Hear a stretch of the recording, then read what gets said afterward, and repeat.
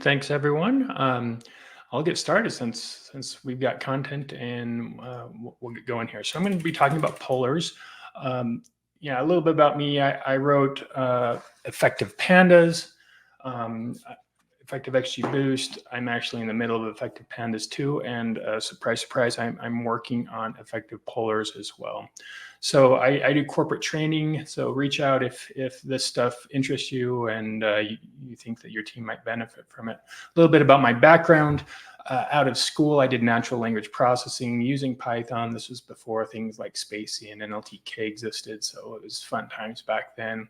Created an OLAP engine for Python a while ago. Heard about Pandas, started using Pandas.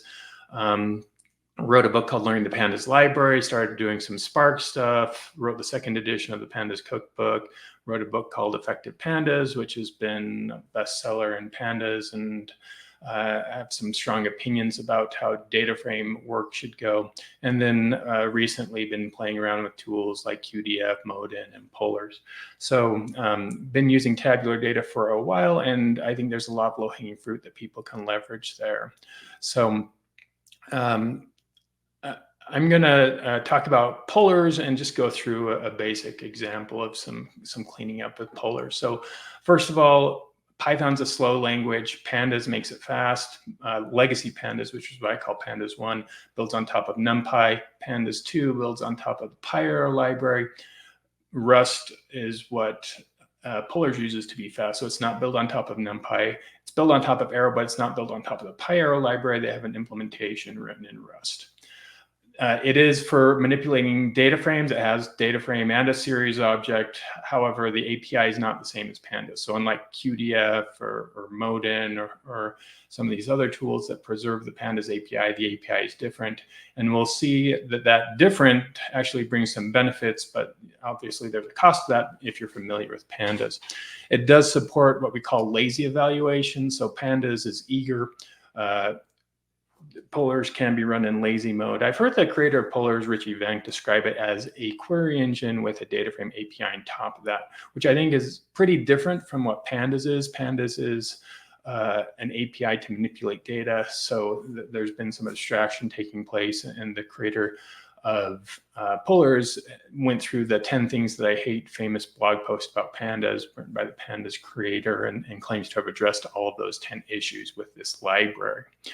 So it does have query optimization because it is a query engine, and the lazy evaluation feeds into that. You can chain a bunch of operations and then tell it to go, and then it will figure out the most intelligent way to do that. And then also it's multi-threaded. So you do group bys, and it has, if you've got 6 CPUs on your machines, it will make 6 basically queues for each CPU, and it will put tasks on each of those. And if one queue is exhausted, it will move tasks from the other queue. So pretty smart query execution engine. So installation here in Pandas land, pip install polars. I've already done that. So I'm just going to import my libraries here, and I'm going to be using polars version 19.19. Just FYI, polars doesn't have a 1.0 release, and polars also tends to release pretty quickly relative to like Pandas. I think Pandas 2 is going to come out at the first of the year, right? And Pandas has releases every now and then, but polars is like on a 2 times a month sort of cadence for polar. So it is changing, and there's stuff that changes over time. So I'm going to load a data set here. So this is a data set of my tweets over time here, and I'm just going to, I use read CSV to load that up, and I'll just write this little file here, and I'm actually combining some of my data. So, okay. So I've got like 4.3 megs of data in here. That's the raw data. I'm gonna subset it a little bit here. So here's all the columns in there. This is like straight off of Twitter. If you were to read, if you were to download your data from Twitter, if Twitter is still alive when this is going. This is the data that you can get from there. So I'm gonna subset some of this, and this is what I have. So the data looks something like this. It's got an ID, a permalink, some text, and then number of impressions, number of engagements, engagement rate, retweets, replies, and what happened after that here. So I'm going to assume that I'm going to go through this data and clean it up and sort of walk you through a process and explain polars in the process as I'm doing this. So first of all, I read a CSV file. CSV files are good in that they're human readable, and that's about the end of the goodness of them. They don't have type information, so CSV parsers have to do a bunch of stuff to infer sort of types. And I'm just going to look at like what are the integer columns in here. So I want to be, when I'm using CSV files specifically, but other files that don't really have good type systems, I want to make sure that these types are correct. So like tweet ID, this is stored. One thing you'll note, this is Polar's data frame up here. Looks like at Pandas data frame, it does not have an index. So one of the things that they did in Polar's is they got rid of the index. You can see that it also shows the types below the columns. And it looks like these are all using int64s. So the ID looks like it should be a 64-bit integer, but these other ones like opens, installs, media views, etc., look like they don't need 64 bits of information to store them. So maybe a waste of memory to do that. Similar to Pandas, we do have the ability to do this describe, and you can see that it doesn't have an index, so it makes a column called describe here at the start. And you can see that the interface here is a little bit different. I'm using the square brackets here to subset the columns, but then I'm further subsetting those and saying I want to select the integer columns. And note that I'm aliasing the PL library, the Polars library here, and it has a magic function in there called call that lets us do a lot of cool things, and that kind of controls what's going on here. So I'm going to say I want to select all this in 64-bit columns and do a describe on that. So I like to do this when I load a data set here. You can see that like app opens, there's only 8 maximum, 1 install, 191 follows, and 16,000 media views here. So again, using 64-bit integers for all of these, probably don't need to use that for most of them. Tweet ID probably, but the other ones probably not. Now I wrote this as a single line up there. I would not write it like this. I would write it like this. This is called a chain. And what you do is you put parentheses around this, and inside of parentheticals in Python, you can kind of escape white space rules. And so I'm just going to put each operation on its own line. It's the exact same code here, but it reads like a recipe now. So I'm going to start off with the data frame. I'm going to select some columns, then I'm going to further select the integer columns from that, and then I'm going to do the describe on that. The nice thing about this is that you can actually come in here and you can debug this really easily and walk through all of the steps there. And because Pandas or Polars has the ability to be lazy and do query optimization, that chain can be optimized later on. Now, I'm just going to use NumPy here to inspect an 8-bit integer and unsigned 8-bit integers. So it looks like, I could use, this one maxes out at 191. I could use an unsigned 8-bit integer to store that, and this one as well. This one probably not. So I'm going to show how to update that. So Pandas has the assign. Assign is what I use to update columns. In Polars, we have with columns, and I'm going to say PL call follows, and I'm going to say .cast on that. So one thing to note here, in Pandas, we would refer to the series from the columns directly. This is saying PL call. Remember, that's that magic function. This creates what's called an expression. And note that this is not referring to the data. This is just saying this is some column that happens to be named follows, and I'm going to take whatever it is and cast it into an 8-bit by integer, or an 8-bit integer. And we can do that. And when we try and do that, it complains, and it says, what does it say? It says conversion from 64-bit to 8 failed with these values. So that's kind of nice. It like told us you can't do that.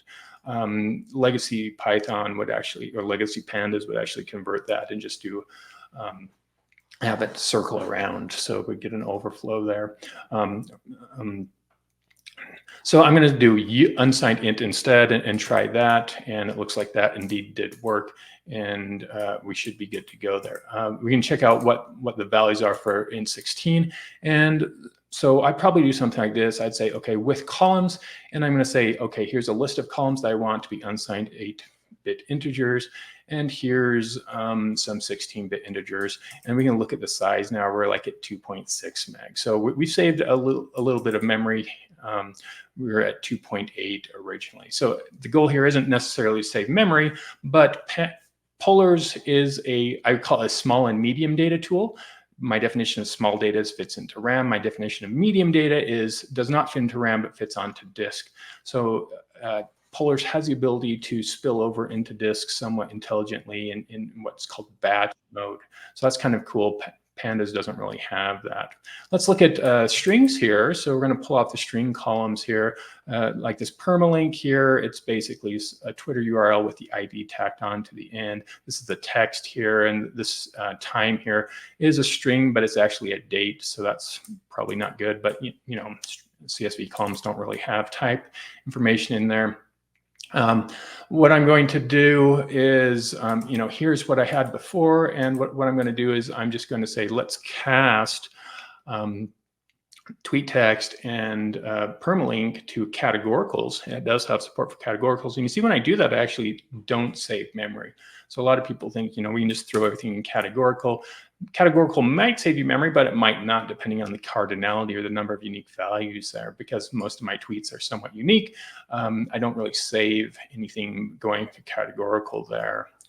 Let's just show how to extract the ID from the permalink here. So maybe I would, that's what the data looks like. And here, what I'm going to do is I'm going to use this code down here. So it turns out that when you have a column here, remember this is an expression. Expression has an attribute called str, much like pandas and much like a Python string. And so I'm going to say I want to, with columns, remember with columns, updates or creates new columns, I'm going to say take the tweet permalink column, and we're going to call extract on that. We're going to cast that into an integer and alias that, call that the ID column. And if we do that, we should see over here on the side, there should be an ID column that sticks out here, and there it is. It actually, we already have that as tweet ID at the front, but just demonstrating, like, again, this thing here, this is called an expression. It is not touching the data until we actually run it. It's not referring to, you know, in Pandas, you would refer to the actual series. This doesn't note the DF is this data frame. This is not referring to data frame. It's just saying make a column and do these operations to it. So there are a bunch of operations that we can do on that. So here what I'm doing is I'm saying, okay, let's take these columns. We're going to cast those as unsigned 8-bit. We're going to take the media views. We're going to cast that as a 16 unsigned bit integer. And we're going to select, just from this, we're going to select the permalink and extract that as the URL. And it looks like that works as well. So we extracted just that Twitter part of that. And so I could throw that back in there. So here I did a select here. Once I've got it figured out, I can stick it into a with columns, the same expression there, and have the URL sticking in there. I'm just going to throw all of this into a big chain and look at our estimated size when we're done with this. And we now have 2 megs instead of 2.9 megs. And I did specify a final columns here. So I'm just at the bottom here, I'm selecting some final columns to clean out, like I don't want the permalink column in there. So there are a bunch of things for handling missing data in there. We can do fill null to fill those in. We can do filter to select rows with missing data. We can build up these expressions to do that. And we can also use select to select columns here. So if I wanted to find out if a column was missing, I could do something like this, where I say, take an expression and say is null. One thing to note that Polars, here I'm doing null count at the end. Polars has a difference between null and nan. In Pandas, we have missing values represented as nan, not a number. In Polars, there's a distinction between null. Null means a lack of, nan means actually not a number there. So it's possible to have numeric columns in Polars that have both nulls and nans in them. It's one thing to be aware of if you're migrating from Python to Polars there. You can see here that, you know, most of these columns, it looks like, don't have a null count. So we're kind of good in this data set here. And so I'm going to extract that string here and convert that string. Here I'm going to say, let's cast that into a date, and we get a compute error. And it says that it couldn't do the date conversion there. But it gives me a hint. It says use this stir p time, which if you're familiar with like stir f time format, pretty cool. You can just say, okay, we're going to do this operation here. Again, this is an expression. It's saying take out a time column, and it has this format here, and convert that. And I got an error here again. It's saying that conversion failed for this time column for these values.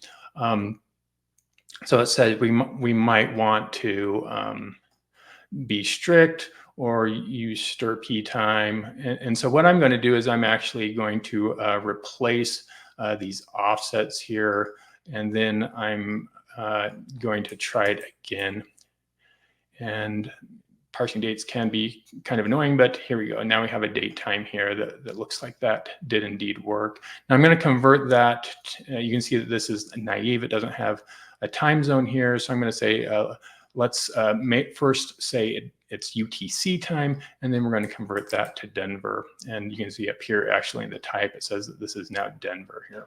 So somewhat familiar to Pandas, but again, this whole expression here, again, this is lazy. We're just building up this expression, and then when we tell it to run, it figures out what to do. At this point, I feel like my data has been cleaned up pretty well. What I would do is take this data and throw it into a function here. Here's my little function. And I would stick that at the top of that. So you can see that we're now at 1.8 megs. So chaining, super important in polars, because polars can be lazy. If we change this write CS or read CSV to a scan CSV, we can be lazy here. Here, what I'm doing is I'm reading this, and I'm also doing a scan here. This df22 is going to be lazy, and then I can take that. So this says get lazy frame. We're going to run this here. We're going to say scan. That's going to give me lazy. And then I'm going to do an operation here that needs me to materialize it. I'm going to stick in a collect when I need to materialize it. So not all things are able to do in lazy mode. Sometimes you need to collect. And then if I want to convert back to lazy mode, I can say lazy at the end here. So here's our function here. This is pretty similar to what we had up above, but I can say, let's just get lazy here and run the same code. The same code, because this doesn't have anything that needs to be materialized, should run without problems there as well. You can debug these things pretty easily as well, just with commenting. You can also use pipe here. Due to time constraints, I'm not really going to go into that, but it's pretty easy to just debug this by sticking pipes into your chain if you need to as well. Another thing that I see people do a lot is they try and like do this apply, and so both Pandas and polars have the ability to do like apply. And this says that what I'm doing, I'm trying to calculate the engagement rate here. So that's just engagements divided by impressions. I'm trying to do that in a row-wise way. And it turns out that you can't just do a map elements with 2 columns to do that. So we kind of have to say, okay, we're going to make this into a struct. And polars has nested capabilities here, and then when we map elements, this will be a dictionary here, and we can do that calculation there. So that kind of works. I mean, it gives us the engagement rate. Note that I'm comparing this to the original engagement rate, and we're getting the same values there. So it looks like we're good with that. But we can actually get the same results just doing this. I'm going to say, take this column and divide it by that column. So oftentimes people try and do these apply or mapping operations when you don't need to. You can just do the operation directly, and you stay inside of that fast, in this case, the fast Rust code there. So I'll just throw this into a timing operation here. timing the slow one versus timing the fast one. The slow one takes 4 milliseconds to run. The fast one on my machine should take a little bit less time to run. And it takes 168 microseconds. So that's a fraction of that. So on the order of like 40 times faster or something like that. So be smart about how you're doing these things. I want to go through some aggregations as well. Aggregations are groupings, and this is kind of similar. So I want to look at impressions by response versus an original tweet per month. And so what I'm going to do is I'm going to make a new column to determine whether something is a reply or not. And then I'm going to make a column to get the month there. And so again, we do that building up these expressions that allow us to do that with columns, should tack those on to the end. And then I'm going to say, let's group by month here and then take the mean of that. And there we go. You can see in the left-hand side, we don't have an index, but we have this month here, and we have the mean values here. So one thing to note that is if I run this multiple times, the order changes here. Again, that's because Polars is maxing out your CPUs and it's running each of these groups independently. So even though there is some order in it, it doesn't necessarily maintain that order. So I might want to sort by month when I'm done with that. And if I run that multiple times, you can see that the order doesn't change. Just going to load up some styling here, and then I'll do some plotting here. Okay, so I can group by month. I can also say I want to pull off the impressions and do the mean, and engagements and do the mean there, get something that looks like that. Here I'm going to say, let's stick this into Pandas and do a plot. Polars does not have plotting, but Pandas does. You can see that my impressions are a lot more than my engagements, which kind of makes sense. You can also see that there's a falling off here. That's when I lost some data. So one thing to be aware of, just remember to sort that date there. If you don't sort that,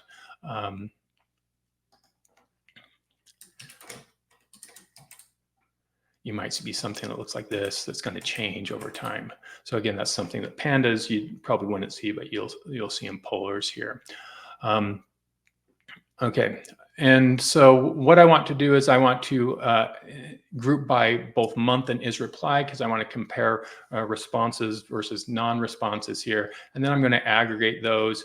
And let's just sort of walk through this, what this looks like before I throw it into Pandas and plot this. Okay, so I have month, is it a reply, and true or false for that, and then impressions and engagements for replies and non-replies. I'll sort it by month here, stick it into Pandas. And then we'll plot that. Okay, and it looks something like that. Something's funky there, like that cycling. And what's going on there is when I stuck it into Pandas,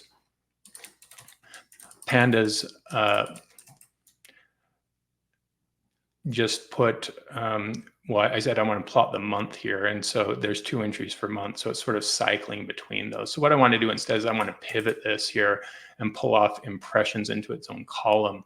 And now I'll plot X and Y like this. And this lets us compare impressions, replies versus not. It turns out we can do this just with a pivot. We don't even need to do a group by as well. And so here I'll just do the same code just with a pivot. So that's what I have. Went through that a little bit fast, but you know, if you are familiar with Pandas, there are some differences there between Polars and Pandas. So summarize this. If you are using some tool like this, like Pandas or Polars, you probably want to make sure that your types are correct, because these are small or medium data tools and they need to fit into memory or onto disk. And so making sure that those are correct can save you a lot of memory. Chaining, some people think it's controversial in Pandas. I happen to be a huge fan of that, but for Polars, you're going to get a big improvement because you can turn on lazy mode and it can optimize your code there. It actually makes your code easier to read, and you'll be happy about your code when you come back to it in the future. Using things like apply or map elements is slow. Don't do that. And then these aggregations are super powerful. Just make sure that you're walking through them and debugging them as you go.